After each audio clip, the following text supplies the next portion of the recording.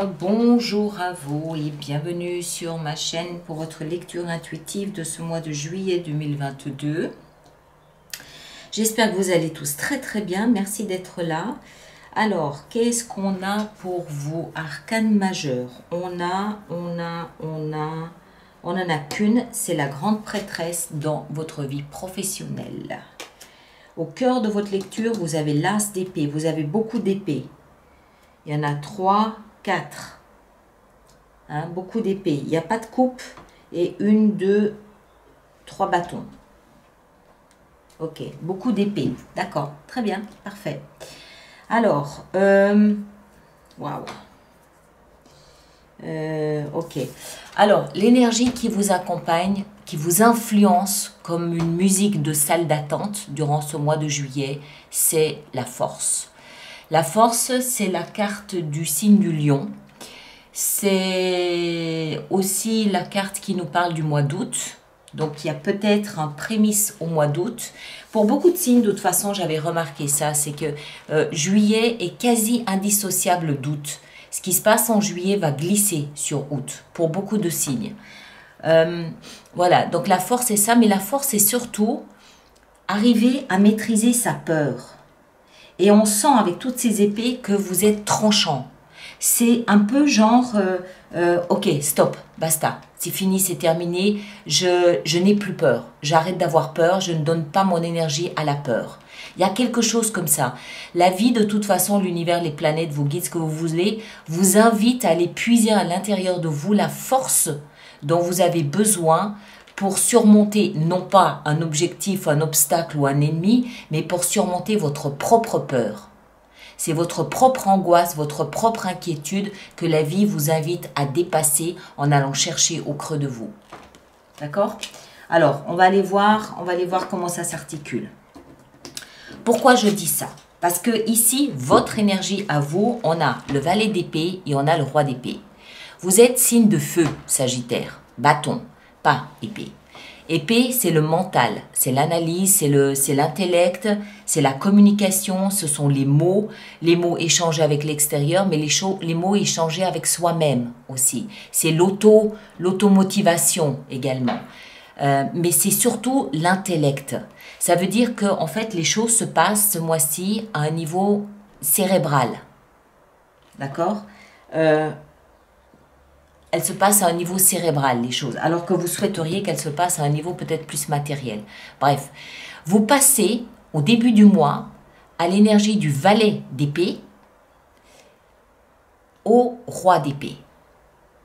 Ça veut dire que vous allez, d'après moi, expérimenter toute la brochette de graduation intellectuelle.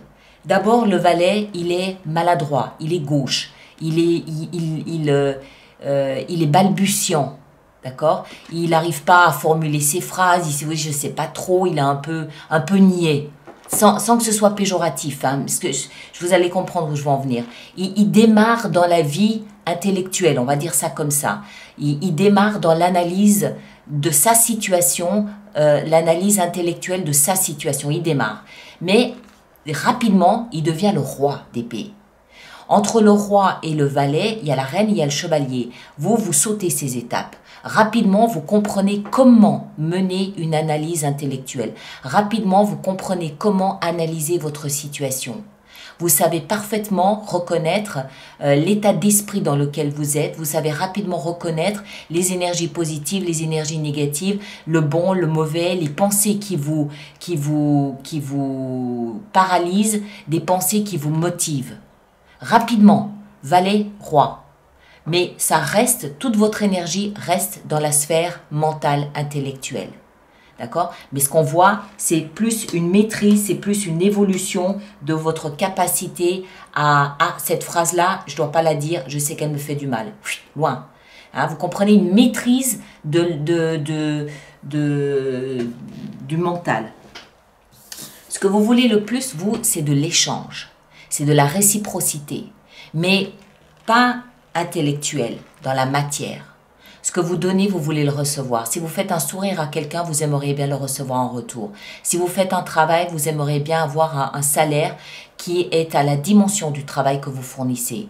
6 de denier, c'est je donne, je reçois. C'est un équilibre, c'est une harmonie que je mets en place une fois que je suis moi nourrie de ma situation. C'est presque le trop plein que j'ai d'amour et de positif et de bienfait et de tout ce que je possède que je peux offrir comme ça parce que j'en ai envie en sachant qu'en retour je vais recevoir quelque chose de très gratifiant pour moi. D'accord? Vous voulez un échange, vous voulez être plus... Moi, je pense que ce que vous voulez ici, c'est plus être ancré dans la terre en donnant et en recevant, alors que vos énergies vous poussent plutôt à être dans le mental. Ce qui va vous aider, c'est d'être non seulement le roi d'épée, mais l'as d'épée. L'as d'épée, tous les as, nouveau départ, je coupe, je tranche avec quelque chose. Ça peut être avec le passé, ça peut être avec un comportement, une attitude parce que j'ai compris.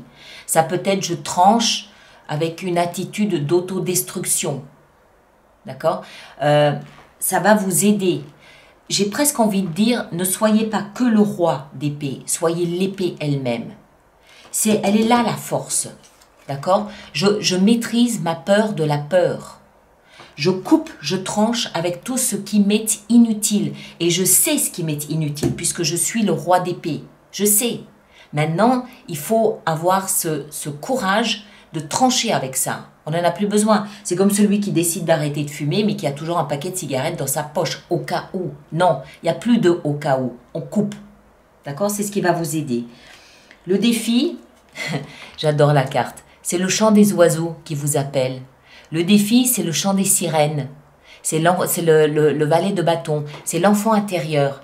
Alors, je pense, c'est ma lecture à moi, mais chacun d'entre vous va le vivre différemment.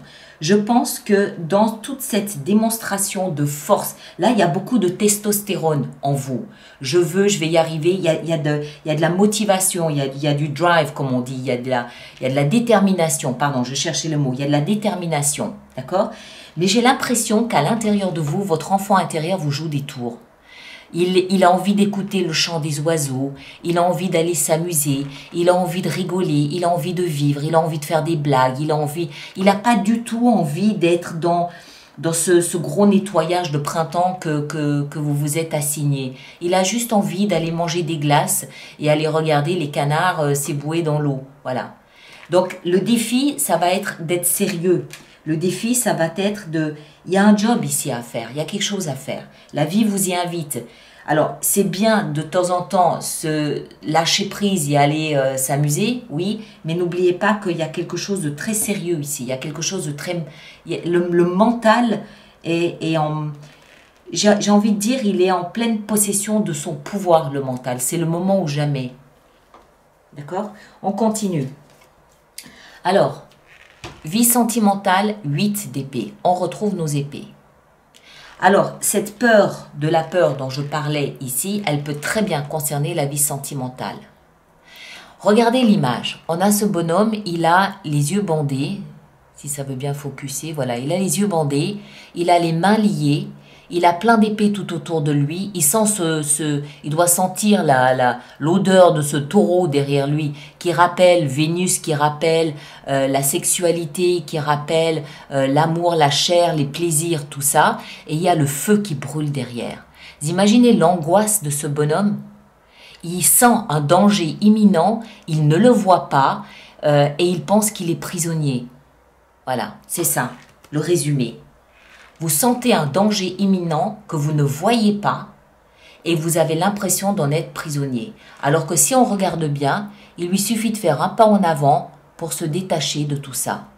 Il lui suffit de bouger les mains pour être délié et d'enlever son bandeau et de voir que en fait sa peur elle est dans la tête, elle n'est pas dans les faits. Alors tout ça peut concerner votre vie sentimentale uniquement, oui, mais ça peut aussi être autre chose, ça peut être général, ça peut aussi être professionnel et ça peut être général. Quoi qu'il en soit, dans votre vie sentimentale, vous devez ressentir des angoisses, une peur, la sensation d'être bloqué, la sensation d'être dans une ornière, alors qu'en fait c'est dans votre tête tout simplement. Il vous suffit de faire un pas à côté, vous retourner et porter sur votre situation un regard un peu différent. N'oubliez pas que la vie vous invite à maîtriser le lion ici. Le lion, c'est la peur du lion qu'elle maîtrise, cette jeune femme. Donc, vous êtes invité à maîtriser, à contrôler ces pensées, c'est des pensées, hein. On l'a vu ici, des pensées qui peuvent être limitantes. D'accord? Dans la vie professionnelle, on a la grande prêtresse. C'est le seul et unique arcane majeur que vous avez de tout votre jeu, c'est dire son importance. Alors là, pareil, j'adore ce jeu, j'adore cette carte. Cette grande prêtresse, elle a le visage noir, vide. Elle a un livre sur ses genoux, le livre du savoir, et il y a un bébé devant elle. D'accord? La grande prêtresse, c'est l'énergie du monde invisible, de l'autre monde. Le monde énergétique, le monde spirituel, le monde, l'univers, enfin c'est tout ce qui n'est pas nous. C'est l'inconscient collectif aussi accessoirement. La grande prêtresse, elle symbolise aussi l'inconscient, tout ce qui se passe dans votre inconscient et qui remonte à votre conscient pour que vous en preniez conscience. C'est tout ce processus. C'est tout le savoir que vous possédez, de manière innée en vous, sans que vous compreniez trop d'où ça vient. Alors, dans la vie professionnelle, ce qu'on peut comprendre, c'est que soit vous vous sentez attiré vers un domaine, vers un travail, vers un métier, sans trop comprendre pourquoi, mais c'est comme un magnétisme qui vous appelle, il y a quelque chose à voir là-dedans. Soit, et c'est la version que je garderai, il y a autour de votre travail quelque chose de très spirituel, quelque chose d'énergétique, peut-être une forme de transmission de votre savoir aussi, de la clairvoyance, quelque chose aussi qui a peut-être un rapport avec l'inconscient, la psychanalyse par exemple, tout ce domaine-là, d'accord? C'est pas, voilà, c'est pas le domaine, c'est pas un domaine concret et tangible, ça a à voir avec l'autre monde, l'autre univers. Peut-être que vous travaillez avec la mort d'une façon générale. Oui, voilà, vous comprenez ce que je veux dire. Il y a un contact, il y a une connexion avec l'autre univers. À l'intérieur de vous, on a la 5 de bâton. Alors, 5 de bâton, pour moi, c'est une dépense d'énergie inutile. Il y a un trop-plein d'énergie que vous cherchez à exploiter, à explorer, à dépenser en vous balançant dans toutes sortes de combats, certains utiles, d'autres inutiles. Voilà. Pour moi, la 5 de bâton, c'est aussi une question de challenge, de défi, de concurrence. Alors, comme on est dans la vie intérieure, moi, ce que je comprends avec cette carte, c'est que en vous, c'est un petit peu le grand chantier, c'est un petit peu le grand bazar, où certains aspects de votre personnalité, comme le mental, le contrôle, je contrôle ma situation, je maîtrise. Le mental veut prendre le dessus. En même temps, il y a des peurs abyssales, il y a des peurs, on a enlevé le mot abyssal, il y a des peurs inconscientes qui, vous ne comprenez pas d'où elles viennent, il y a une source de peur, notamment connectée au sentiment qui est là, et ça crée un déséquilibre. Il y a peut-être aussi avec ça, là au milieu, l'enfant intérieur qui a juste envie d'aller s'amuser. Enfin, vous comprenez, c'est le chantier, c'est le désordre, c'est la révolution intérieure. Voilà, c'est le grand bazar à l'intérieur de vous. Donc vous cherchez, je pense qu'en vous, vous cherchez à contrôler la situation, alors qu'en fait, il faudrait tout simplement lâcher. Lâcher, dépenser cette énergie, elle vous prépare à la 6 de bâton, qui est l'énergie du grand vainqueur. Donc lâchez. Lâchez. Même si vous avez l'impression que vous partez dans tous les sens, lâchez prise. Cherchez pas à contrôler, à maîtriser. Il y a cette peur que vous pourriez ressentir, allez dedans. Plongez dedans. Elle a une racine, cette peur, forcément. Elle vient d'où, cette racine? Allez chercher tout ça. Et en fin de mois, superbe reine de bâton. Magnifique. La reine de bâton, elle peut nous parler de quelqu'un d'un signe de feu, comme vous, bélier, lion ou sagittaire, homme ou femme. La caractéristique de la reine de bâton, c'est que elle est belle, elle attire le regard et elle le sait. Elle a confiance en elle, elle a confiance en ce qu'elle dégage, elle sait qu'elle plaît, elle sait comment prendre soin d'elle, elle sait comment attirer le regard sur elle. Elle a confiance dans son pouvoir de séduction, elle a confiance dans son langage, elle a confiance dans ce qu'elle dégage. Regardez, elle est magnifique, elle est confiante, elle est charismatique, elle est confiante. Donc en fin de mois, une espèce de, ok, je retrouve mon trône, je retrouve ma situation, je sais qui je suis, voilà. Ce qui laisse sous-entendre que vous avez contrôlé et maîtrisé cette peur. Contrôler, non, j'aime pas le mot contrôler, mais vous l'avez laissé s'exprimer et vous avez peut-être déraciné cette racine-là, cette peur, vous l'avez déracinée pour en faire autre chose, c'est possible.